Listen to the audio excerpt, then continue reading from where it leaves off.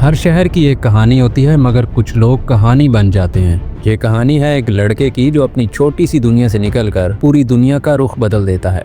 एक लड़का जिसने सिर्फ किताबें बेचने से अपनी कहानी शुरू की और दुनिया का सबसे बड़ा बिजनेस एम्पायर खड़ा कर दिया।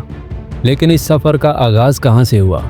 चलो वक्त की मशीन में पीछे चलते हैं।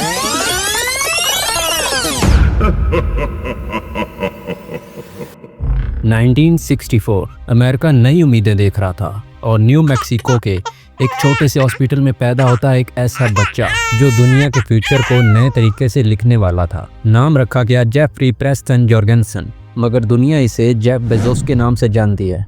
जब जेफ पैदा हुआ तो उसकी मां जैकी सिर्फ 17 साल की थी और उसका वालिद टेड एक सर्कस परफॉर्मर था। लेकिन जब जेफ सिर्फ 1 साल का था तब उसकी मां जैकी ने टेड से डिवोर्स ले लिया था। हाई स्कूल के रूल्स के मुताबिक मां बन चुकी लड़कियों को क्लास में आने की इजाज़त नहीं थी। जैकी ने इनकार नहीं किया, अपने प्रिंसिपल से बात की और अपनी स्टडी को जारी रखा। हर रोज़ अपने छोटे से बच्चे को कार में छोड़कर क्लास अटेंड करती थी। फिर उसकी ज़िंदगी में आया माइकल बेजोस। माइकल ने जेफ को अपना नाम दिया और उसे अपना बेटा बनाया।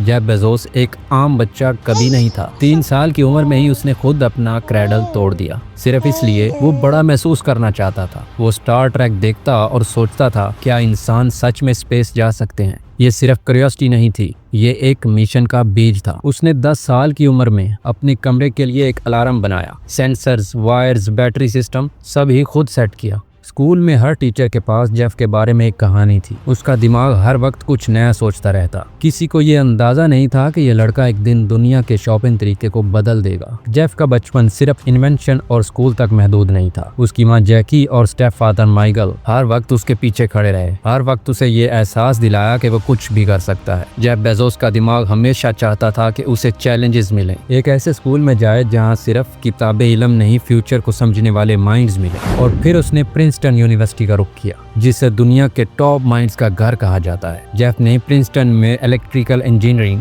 और कंप्यूटर साइंस चूज किया, लेकिन ये एक डिग्री का रास्ता नहीं था। ये उसके लिए बैटल फील्ड था, जहां एल्गोरिदम के जरिए उसने सोचना सीखा। वो सुबह तक कंप्यूटर लैब में रहता, जहां बाकी स्टूडेंट्स पार्टी कर रहे होते। जेफ बग्स फिक्स कर रहा होता और नए सोल्यूशन सोच रहा होता। उसके क्लासमेट कहते थे जेफ का लाफ इतना लाउड था कि लाइब्रेरी के साइलेंट जोन में अर्थक्वेक लगता। उसके प्रोफेसर कहते थे जेफ वो स्टूडेंट था जो सवाल करता था और फिर खुद ही उसका जवाब निकालता था। लेकिन उसका विजन इतना शार्प था कि वो आज से 30 साल आगे की दुनिया का प्लान कर रहा था। 1986 जेफ बेजोस ग्रेजुएट होता है। प्रिंसटन के गेट के बाहर निकलते वक्त उसके पास डिग्री थी, मगर उसका असली वेपन था उसका दिमाग, जो दुनिया में कुछ नया करना चाहता था। लेकिन उस वक्त उसे यह भी नहीं पता था कि अगला मोड़ उसे कहां ले जाने वाला है। हर दिन एक चैलेंज, लेकिन जेफ बोर्ड नहीं होता था। उसे कॉम्प्लेक्स सिस्टम को सॉल्व करने में मजा आता था। जेफ की एनालिसिस और टेक अंडरस्टैंडिंग ने उसे जल्द ही टॉप परफॉर्मर में ला खड़ा कर दिया। लेकिन वो ये सब सिर्फ जॉब के लिए नहीं कर रहा था, वो सीख रहा था कैसे दुनिया का पैसा चल रहा है। फिर IDE शॉ, एक ऐसी फर्म जो फ्यूचर के माइंड्स को हायर करती थी, और यहाँ जेफ को उसकी फ्यूचर वाइफ मैकेंजी मिली। जेफ और मैकेंजी पहली दफ़ा एक इंटरव्यू रूम में मिले और कुछ ही हफ्तों बाद दोनों ने एक दूसरे के सफ़र का हिस्सा बनने का फैसला कर लिया। फिर एक दिन जेफ के हाथ में आई एक रिपोर्ट, इंटरनेट यूजेज हर साल 2300% से ग्रो कर रहा है। उस वक्त लोग इंटरनेट को इतना खास नहीं समझते थे, लेकिन जेफ ने उस रिपोर्ट में फ्यूचर का बिजनेस ढूंढ लिया था। उसने सोचा दुनिया का सबसे बड़ा बुक स्टोर बनाते हैं, जहां फिजिकल जगह की कोई लिमिट ही नहीं होगी। ये अमेज़न का आइडिया था जो सिर्फ उसके जहन में था। जेफ ने अपने बॉस को बताया कि वो रिजाइन कर रहा है ताकि वो ऑनलाइन बुक स्टोर बनाए। मैकेंजी ने उसे सपोर्ट किया। दोनों ने न्यूयॉर्क छोड़ा, कार उठाई और सीटल की तरफ रवाना हो गए। उस दिन जेफ ने सिर्फ एक जॉब नहीं छोड़ी थी, उसने अपने कंफर्ट जोन को छोड़ा और दुनिया का सबसे डेयरिंग डिसीजन लिया था। जेफ ने पूरा बिजनेस प्लान कार में ही सफर के दौरान लिखा। अमेज़न का नाम उसे डिक्शनरी से मिला। जेफ बेजोस और उसकी बीवी मैकेंजी एक सिंपल हाउस के गैराज में दुनिया की सबसे बड़ी कंपनी की बुनियाद रख रहे थे। यह गैराज सिलिकॉन वैली जैसा स्टाइलिश नहीं था, न ही कोई इन्वेस्टर लॉन्च था और ना ही कोई कॉर्पोरेट बोर्ड रूम। सिर्फ एक डेस्क, एक कंप्यूटर और एक दिमाग था जो फ्यूचर को देख रहा था। जेफ खुद ही वेबसाइट का कोड लिखता, ऑर्डर सिस्टम बनाता और बुक्स को मैन्युअली पैक करके शिपिंग लेबल्स लगाता। 1995 में Amazon.com ऑफिशियली लॉन्च होता है, जहाँ सिर्फ बुक्स मिलती हैं और पहला कस्टमर एक साइंस की बुक ऑर्डर करता है। वो सिर्फ एक सेल नहीं थी, वो दुनिया का सबसे बड़ा ई कॉमर्स रेवोल्यूशन का पहला कदम था। अमेज़न के पहले साल में जेफ ने हर रोल खुद निभाया, developer, customer support, warehouse worker, CEO। लेकिन ये उसके लिए उस वक्त इतना आसान बिल्कुल भी नहीं था। कभी सर्वर क्रैश होता, कभी ऑर्डर कैंसिल हो जाता, कभी पैसे कम पड़ जाते। फिर आया कहानी में एक ट्विस्ट, जब जेफ ने कुछ लोगों की छोटी सी टीम बनाई जिन्होंने सैलरी नहीं विजन को चूज किया, और 1996 तक अमेज़न ने $15 मिलियन का रेवेन्यू क्रॉस किया। इन्वेस्टर ने इंटरेस्ट लेना शुरू कर दिया, लेकिन जेफ सेटिस्फाई बिल्कुल नहीं था। वो कहता बुक सिर्फ शुरुआत है, हम दुनिया की हर चीज़ बेचेंगे। जेफ के पेरेंट्स ने अपनी लाइफ सेविंग अमेज़न में इन्वेस्ट कर दी। उनका यकीन था अगर जेफ किसी चीज़ को पूरी शिद्दत से कर रहा है तो वो फेल हो ही नहीं सकता। 1997 तक अमेज़न सिर्फ एक बुक स्टोर नहीं रहा, ये अमेरिका का fastest growing e commerce platform बन चुका था। लेकिन अब जेफ के जहन में सिर्फ एक सवाल घूमता रहता, हम इसे दुनिया का हर चीज़ का स्टोर कैसे बनाएंगे। और फिर अमेज़न बुक्स के अलावा सीरीज, इलेक्ट्रॉनिक्स और इवन किचन टूल भी बेचने लगा। लेकिन जेफ का फार्मूला सिंपल था, वो खुद वेयर हाउस चेक करता, पैकिंग प्रोसेस ऑब्जर्व करता, वो हर छोटी छोटी चीज़ को परफेक्ट बना रहा था। अमेज़न का स्टॉक तेज़ी से ग्रो कर रहा था। सिर्फ कुछ ही महीनों में जेफ बन गया टेक इंडस्ट्री का नया बिलियनर्स। मगर वो चमक दमक से दूर रहा। वो कहता इट्स ऑलवेज डे वन। 1999 में जब .com बबल फटा, इंटरनेट कंपनी की दुनिया गिर गई। इन्वेस्टर ने पैनिक में शेयर्स बेचने शुरू कर दिए, टेक स्टॉक्स क्रैश होने लगी। अमेज़न का स्टॉक 19% नीचे गिर गया। मीडिया चिल्लाने लगी, Amazon will not survive, online retail is dead. उस वक्त जेफ ने कहा मैं जानता हूँ लोग डर रहे हैं, लेकिन अगर हम कस्टमर के लिए बेस्ट रहेंगे तो मार्केट वापस हमें रिकॉग्नाइज करेगा। जेफ ने कॉस्ट कटिंग किया, टीम को टाइट किया, लेकिन अपना विजन नहीं छोड़ा। उसने कहा यह तूफान है लेकिन हम इसमें तैर कर निकल जाएंगे। जहां दूसरी कंपनीज बंद हो गईं, अमेज़न ने अपनी जगह बनाए रखी। और वक्त ने साबित किया जेफ बेजोस सिर्फ एक बिजनेसमैन नहीं था, वो एक ऐसा लीडर था जो फ्यूचर को देख कर चलता था।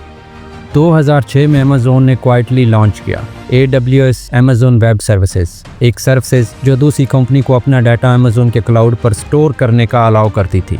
लोगों ने शुरुआत में इग्नोर किया, मगर कुछ ही सालों में AWS बन गया अमेज़न का सबसे प्रॉफिटेबल बिजनेस। 2007 में अमेज़न ने दुनिया को इंट्रोड्यूस किया किंडल।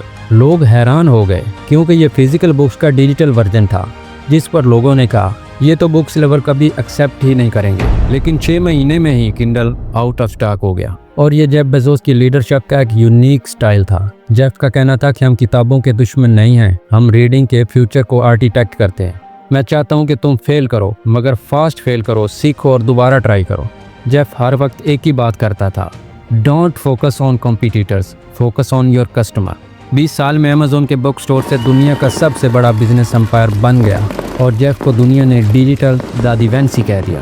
ये दौर जेफ के लिए सिर्फ बिजनेस नहीं था, ये उसका मिशन फेज था, जहां उसने दुनिया को सिर्फ चीज़ें बेचकर नहीं बल्कि नए तरीके से जीना सीखा। जेफ बेजोस ने दुनिया में सब कुछ हासिल कर लिया था, लेकिन उसका असली मिशन अभी बाकी था, और इस मिशन का नाम था ब्लू ओरिजिन। अमेज़न के अर्ली एक्सेस के बाद जेफ ने सीक्रेटली एक ऐसा मिशन शुरू किया जो एक स्पेस मिशन था, एक स्पेस कंपनी जो लोगों को स्पेस में ले जाने का सपना दिखाती थी। जेफ का मानना था अर्थ एक लिमिटेड प्लांट है, रिसोर्सेज खत्म हो रहे हैं और पॉपुलेशन बढ़ रही है। अगर हम इंसानों का फ्यूचर सिक्योर करना चाहते हैं तो हमें स्पेस कोलोनाइजेशन के बारे में सोचना होगा। ब्लू ओरिजिन का मिशन क्लियर था, to build a future where millions of peoples are living and working in space.